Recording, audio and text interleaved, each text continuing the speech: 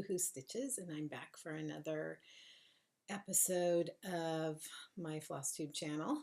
I guess you'd call it that. I'm doing it in my bedroom, and I'm realizing that the window behind me may not be the best thing. I'm going to try turning this light on. That's a little better. The reason I'm doing it in here is because my kids are still asleep. It's not super early, but it's kind of the first day of summer for us. School got out yesterday. Yes.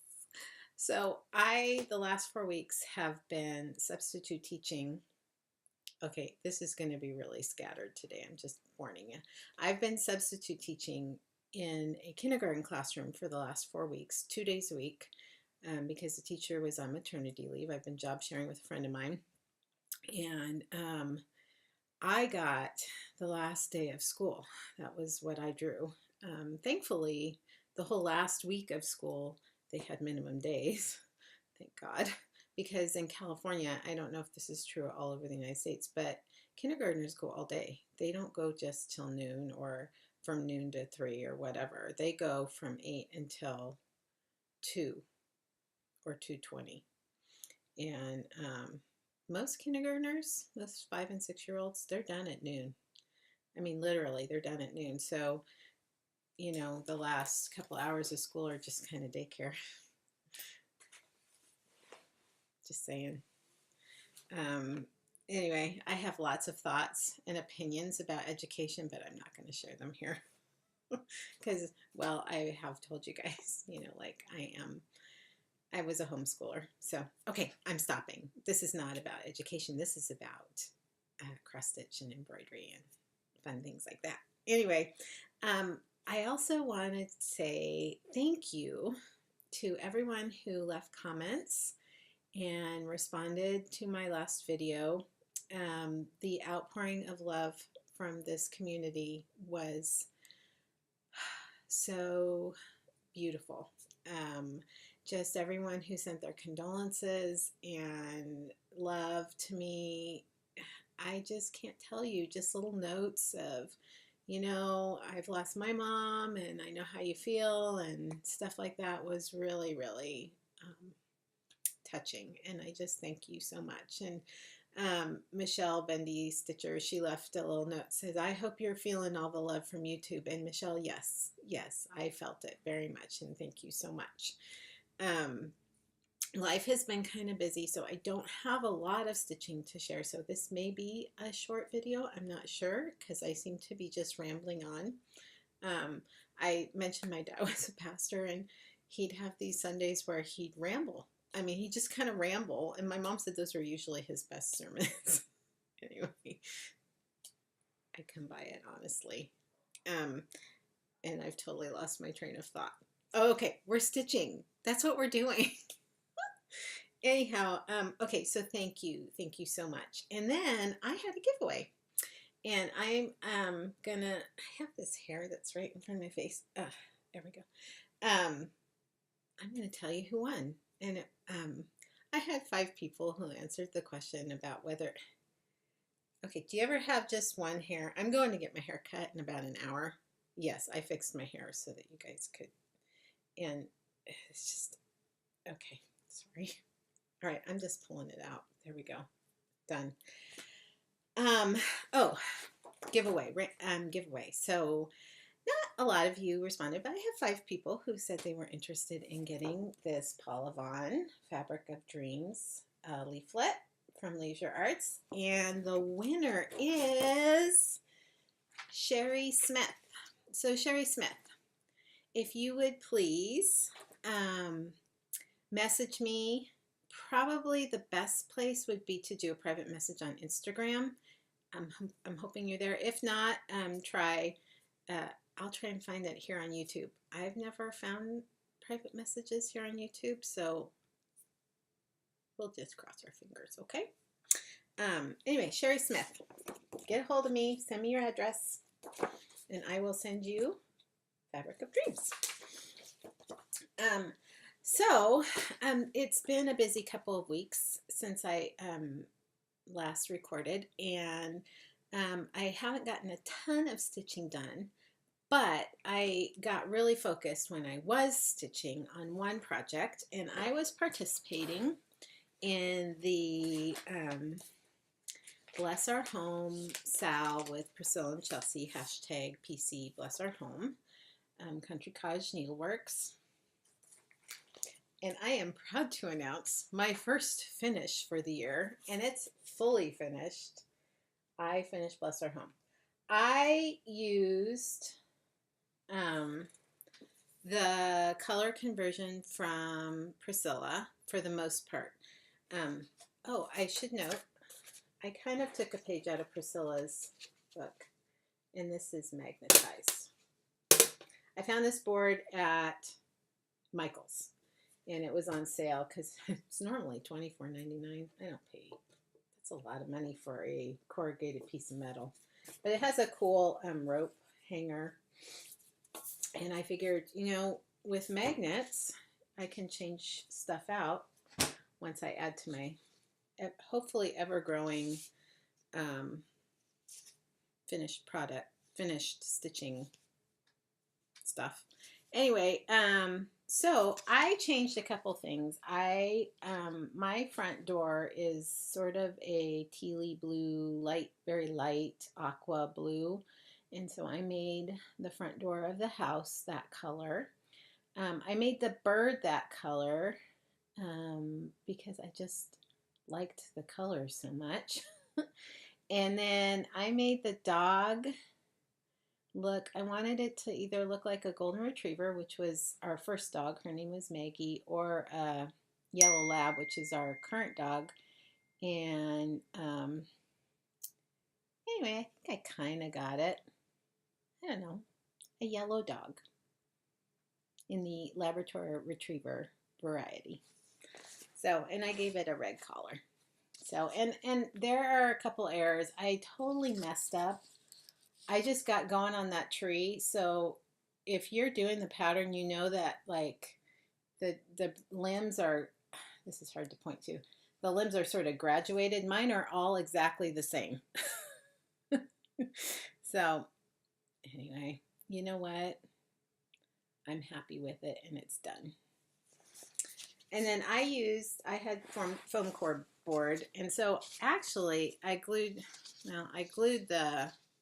these two together, but I did for the finished stitching piece, I actually did do the stitching thing on the back. What do you call that? I don't know what you call it. But instead of gluing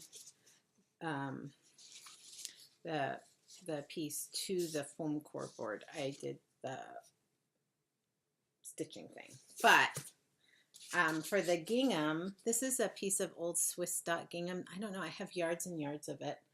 I don't know. I got it from my mom's stash, and I don't know where she got it from. It might have actually been an aunt of mine's.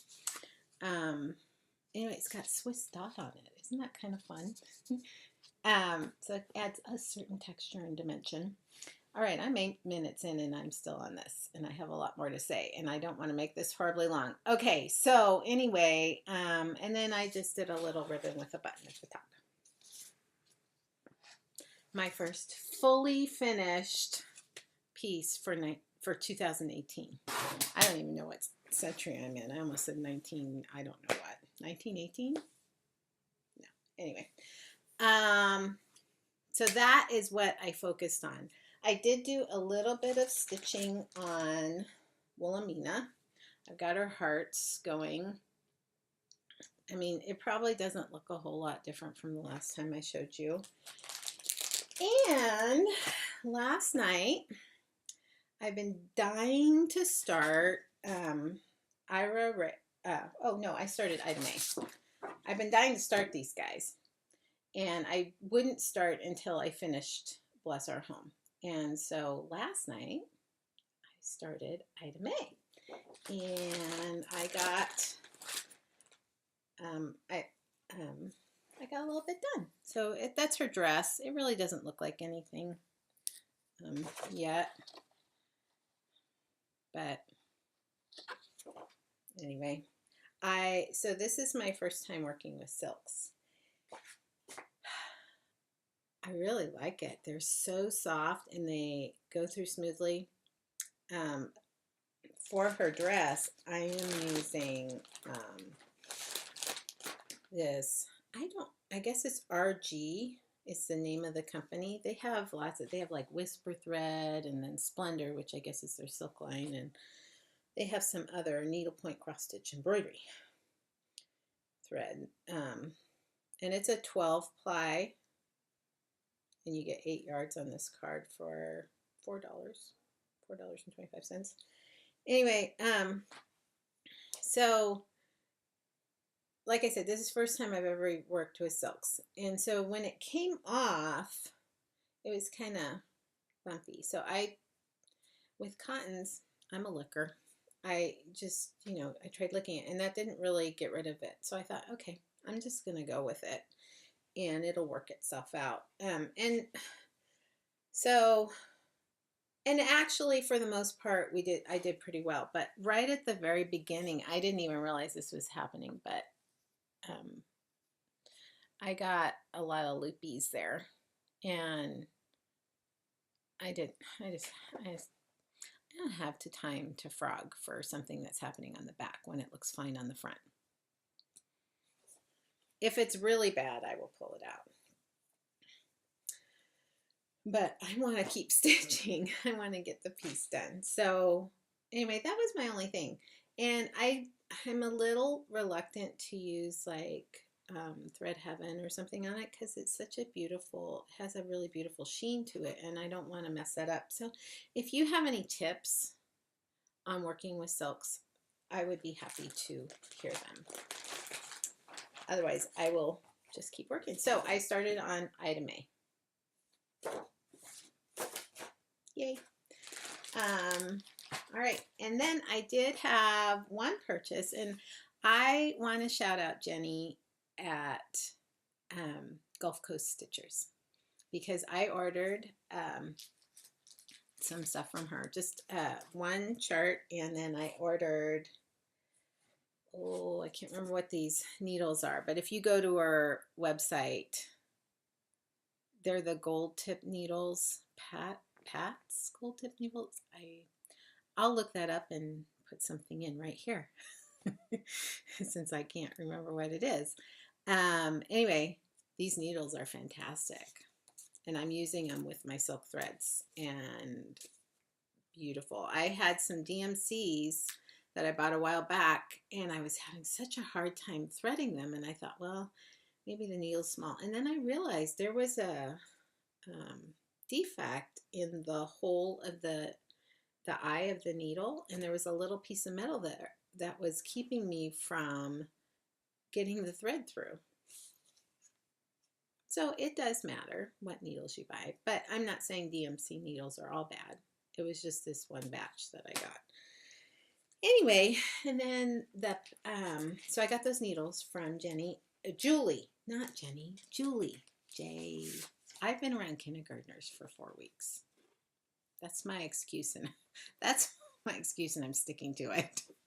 Anyway, I ordered the Festive Little Fobs Americana edition from Heartstring Samplery, and I think they're just adorable. I don't think I'm going to make the fobs. I think I'm going to make a little kind of sampler chart thing, and they'll each have their boxes, and I think there's 1, 2, 3, 4, 5, 6, 7, 8, 9. There's 9, so it'll be perfect for like a little hopscotch type thing, or tic-tac-toe, or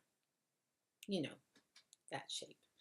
Anyway, and it's really cool because she has a whole thing on how she got the idea for the series, and it's just really cool. And there are directions and patterns inside the inside this thing, plastic envelope thing for making the fobs. So if you are going to make fobs, but I think I want to have a wall hanging. And I think what really drew me to these is they're smaller motifs, and I felt like, well, that's something I could get done, in a couple hours. of stitching and feel like I'm getting somewhere and accomplishing something. Not that I don't have any other stitching to do. Anyway, on with the randomness. So I mainly have stitched on other people's stuff, other designers' patterns this month. I haven't really stitched on my own, but now that I have Bless Our Home done, my two focuses I think are going to be, I want to work on item A, and I want to, okay, there's a message telling me what I'm doing the next week up here in the corner, and I got to get rid of it. Anyway, and I'm going to work on item A, and I'm going to work on my, what I'm calling my First Corinthians design. I want to get this done. I don't know how that's going to go because tomorrow morning I am driving down to my dad's house, and we are, I need a drink of coffee. We are going to, my brother and sister and I, clean out his garage. So Tom and I, my husband Tom and I, were talking about Costco's business model for getting rid of all their cardboard. And we were saying it's brilliant because you go to Costco and you're checking out, and what do they ask you? Do you want a box? And we always say no, because in the back of my mind, I'm like, I don't want to get rid of your cardboard. You get rid of your own cardboard. But it's a brilliant business model. Just, foist your boxes off on the consumer and let them put it in their recycle bin. My dad, bless his heart, always says yes to the cardboard. And then he doesn't put it in his recycle bin. So there are, about 15 years ago, my sister and my husband and I went down and we cleaned out my dad's, at probably, I would guess he has 1,000 square foot garage. Well, probably not much, not that big, maybe 900. I don't know. It's a big garage. It seems big because it has really high ceilings. I'm totally, just bear with me. Anyway, and we took 7, my husband had a long bed pickup at the time. We took, well, maybe not 7. I think that might grow. It's kind of a fish story. We took at least 3 or 4 loads of cardboard, broken down cardboard, to the dump 15 years ago, and had the garage kind of cleaned up and looking good. And guess what? He didn't mend, my dad didn't mend his ways. There's still a ton of cardboard in there. So my brother was there, and he's like, oh my gosh, you guys, you're going to burn the house down. And I just kind of rolled my eyes at my brother, and so he organized this work week. So I'm going to be down there from Saturday, tomorrow, driving down tomorrow to Placerville, and I will be there until Father's Day. And we're going to clean the garage and probably some closets, and just help my dad get rid of stuff and downsize in preparation for moving into a smaller place. So anyway, that's what I'm doing. So I don't know how much stitching I'm going to get done. I'm hoping that I can get some in every day, because that will make cleaning out a garage a much more pleasant activity, sort of. I don't know. Do you like cleaning out your garage? Meanwhile, back at the ranch, my husband's complaining about our garage, which ours isn't that bad. I mean, compared to what I'm used to growing up and stuff, he complains about our garage all the time, and I'm like, it's fine. It's mostly empty. We just can't fit our Tahoe in it. All right. I'm sorry. I'm sorry for the randomness. I'm sorry that I can't stay focused, but I really wanted to come and do this because I said I would. Okay. Coffee in my California Starbucks mug. What's this name of this series? you are here. This is where, California. Oh, and I'm dripping coffee down the side. Okay. All right. I also wanted to share a book with you guys today. So I've heard people, who was I watching? Oh, okay, just backtrack a little bit. One of the things I was doing this week was my daughter's hair. And somebody says, well, gosh, how long does it take to do your daughter's hair? Well, my daughter, we have an adopted daughter from Uganda. And her hair is African hair. It's kinky and it has to be taken care of differently. So when you start learning about hair, you discover there is a whole spectrum of hair, all the way from super straight, which is what I and my daughter have, my bio daughter, to super kinky. And they actually give them, some people give them number letter combinations. And so on the spectrum, my daughter from Uganda has the curliest, kinkiest hair. And on the other end of the spectrum, I have the straightest hair. So I had a big learning curve when she first came home. But YouTube is a wonderful thing, and you can learn a lot of things from YouTube. And I learned how to take care of her hair. And so one of the things we do to protect her hair and keep it from breakage and from drying out is we will put extensions in. And so you can buy real human hair, and that's quite expensive.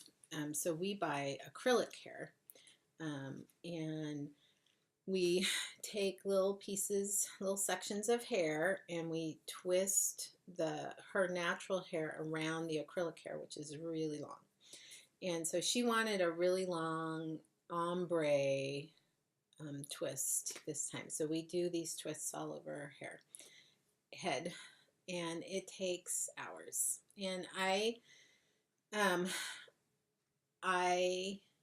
have absolute respect for African American mamas who take care of their girls' hair, because it takes time and energy and talent and all kinds of things. And I thank those women for posting videos on YouTube, because I could not have done it without them. Anyway, so long story short, I spent a couple of days doing my youngest daughter's hair this week. And but still managed to get some stitching in. And I substitute taught kindergartners, which was more like herding cats, just so you know. But I did want to tell you about, and during the course of doing hair, I watched a lot of Flosstube, because she sticks her headphones in and watches her iPad, and I watch Flosstube on the big TV. And so I watched a lot of you guys. I watched Dawg Stitcher. I watched Kitten Stitcher, Teresa. I watched, oh gosh, I watched so many that I watched Kindred Stitcher, Lisa. I watched a little bit of Michele, Bendy Stitcher. I watched, who did I watch? I got caught up on a lot. I wanted to be able, I didn't write this down, and I should have, tell you all the people that I watched. And Julie at Gulf Coast Stitchers. Oh, which brings me back to the needles. So one day at school, during my lunch hour, I was watching Julie, Gulf Coast Stitchers. So this was Tuesday of this week. And I was watching the one she recorded on June 1st, which was last Friday, and a week ago. And she was saying, hey, not going to get anything out, and I thought, I just ordered that stuff from her. I guess I'll just, it won't be till next week. I won't have it for my video, but that's okay. I'll have it for the next one. And I have plenty to talk about, because I have this book I'm going to talk about. Anyway, and I got home that day, and there was my package from Julie. And I don't know, because I could have swore I ordered that maybe Friday evening of last week, but maybe it was Thursday, and she was able to get it out before. I don't know. Some of the days are blurring together. Anyway, I need to get on with this video. Anyway, shout outs to Julie because she's awesome. And I got my stuff on Tuesday so that I could show you today.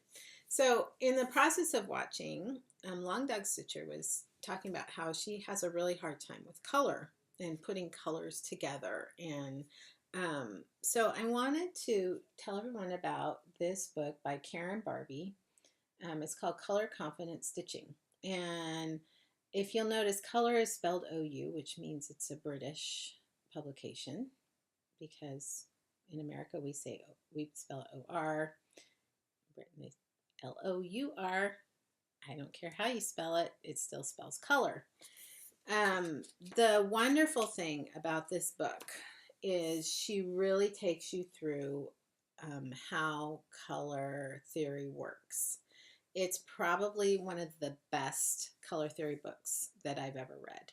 And I've read quite a few. And probably my strength in design is color. And I've had a couple of color theory books that I understood, but I thought for the layman were rather difficult. This is very thorough. She takes you through the color wheel, which a lot of us know what primary and secondary colors are. She explains tertiary colors, which are the colors in between primary and secondary colors. They're your blends. She talks about complementary colors. She talks about contrasting colors.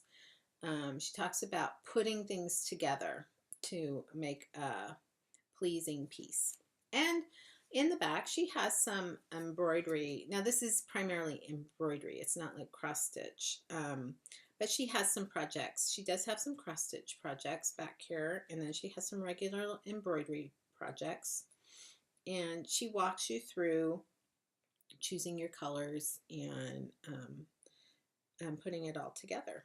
And there's quite a few. There's like a sleeping mask project, which I like. I wear a sleeping mask at night. And she gives examples in the world around us of color and how it's working. And anyway, talks about warm colors and cool colors and what makes them that way. Values and hues and shades, what all of those mean and the difference there. So, Color Confident Stitching by Karen Barbie. I got it on Amazon probably a year ago. So, and I actually haven't made my way through the whole book yet, but I was just impressed with the part that I made my way through. So, Long Dog Stitcher. This is the book you need, hun. Go get it. And it's good for your quilting too. Go, girl. Another really good book is by, oh shoot. You know what? I'll get back to you on that one because I can't think of his name and I don't have the book right here and I don't want to get up and go get it. So I wanted to give you an example in my own stitching. So this would be an example of complementary colors with the pink and the orange because they are both coming out of the primary color red. Okay, does that make sense? So they're all in that corner of the color wheel. Not that a wheel has a corner, but you know what I mean. That section of the color wheel. So they're coordinating, not complementary, coordinating colors.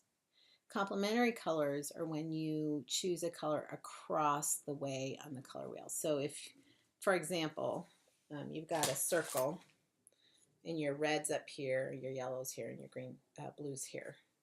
So whatever is directly across from that color is the complementary color. And that's all. That's my lesson on color for today. I had a whole thing in my head, and I thought, you know what? Go buy a book. Anyway, actually, I think that's everything today. Oh, I did want to do a shout out for a new stitcher or new Flosstube video I found, and her name is Hickety Pickety Funked Up Art, I only caught a little bit of her, one of her Flosstube videos, and she's like this total free spirit. And so go check her out. She's fun. For me, who likes rules and boundaries, it's good to watch somebody like her who's like, I did this and I really don't care. And I think it's cool. And she does stitching, but she does a lot of other kinds of art too. So Hickety Pickety Funked Up Art. Go check her out. All right, I'm looking around at my bed, and I think I've covered everything I wanted to cover. Thank you for bearing with me today. It was really scattered. I promise I'm not going to always be like this. And I did want to show you a piece done by my mom. This is my wedding quilt. I didn't get it right after my wedding. I got it about 20 years after my wedding. But it's a Dresden plate, and I picked these colors out in 1990. And then she made, these are all done by hand. These Dresden plates are all done by hand. And then she had, my sister, no, she took this to someone to be quilted. My sister does long arm quilting. Anyway, and somewhere on one of the corners here is her little,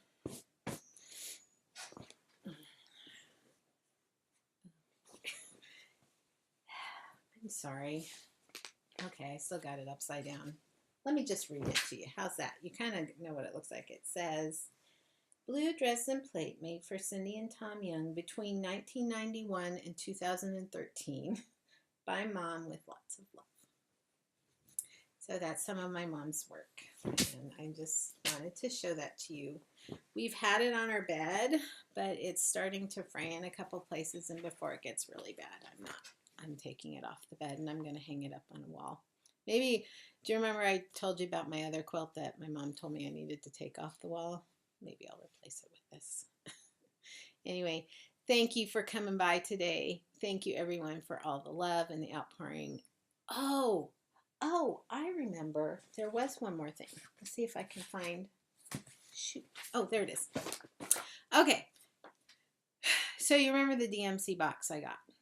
And there was stuff in it, magazines and things. There were two, for those of you who remember Cross Country Stitching, it's from Jeremiah Junction. Linda, what's her name? Linda, editor, Linda Coleman. Jeremiah Junction. Anyway, there were two issues of this one particular, and it's got a really cute welcome sampler with a quilt theme to it.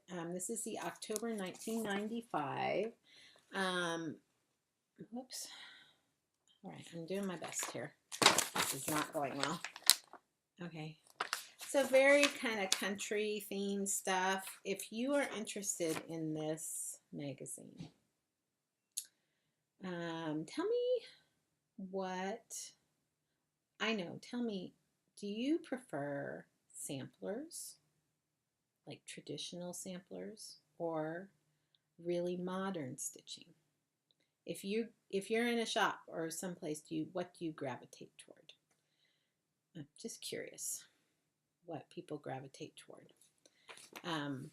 Obviously, for my own personal stash, I gravitate toward the traditional, but I design more modern stuff. So I'm just curious where people are at on that spectrum. And I will put your name, and you can win this. So for those of you who are who like nostalgic stitching, you might enjoy this one. They're fun. And a lot of times there's an alphabet in here, which makes it fun too. So remember, this is a giveaway, but don't mention giveaway. You need to be 18 because you have to give me your address. And all the other rules that apply. Okay, so I'm at almost 35 minutes, so I'm going to say happy stitching and have a great couple weeks. I'll be back in 2.